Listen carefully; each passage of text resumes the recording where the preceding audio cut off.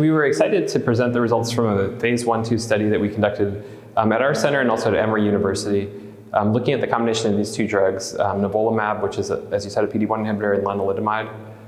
And we had 2 cohorts of patients, and the study was designed to determine the recommended phase 2 dose of the combination, and then also to look at the preliminary safety and efficacy of the combination in diffuse large B-cell lymphoma and Hodgkin lymphoma.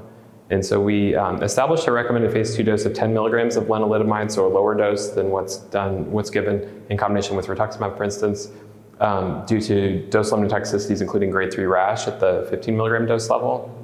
And then we had an expansion cohort in Hodgkin lymphoma where we saw an overall response rate of 70%, including 30% complete response with this combination.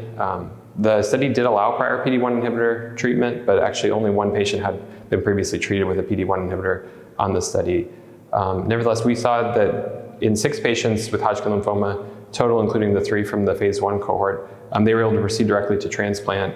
In 4 of those, it was allogeneic, and in 2 of those, it was autologous transplant, and all remain remission-free to date. And we also have 2 patients who are still on treatment at the time of data cutoff beyond a year on the therapy. So, we think that the combination shows efficacy together with the combination of the immunomodulatory drug and the PD-1 inhibitor therapy in that disease. In diffuse large B-cell lymphoma, I think the results were somewhat less impressive.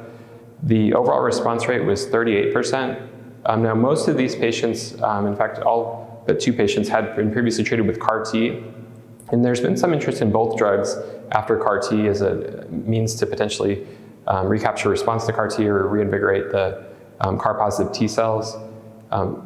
We saw that there were 2 complete responses with the remainder partial responses. Now, with the 2 complete responders, those patients did still remain disease-free at the time of the data cutoff, in both cases beyond 16 months.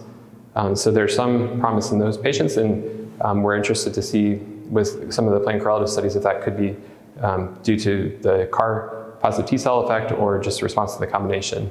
Additionally, we had 1 other patient that had a prolonged response undergoing an allogeneic transplant for consolidation.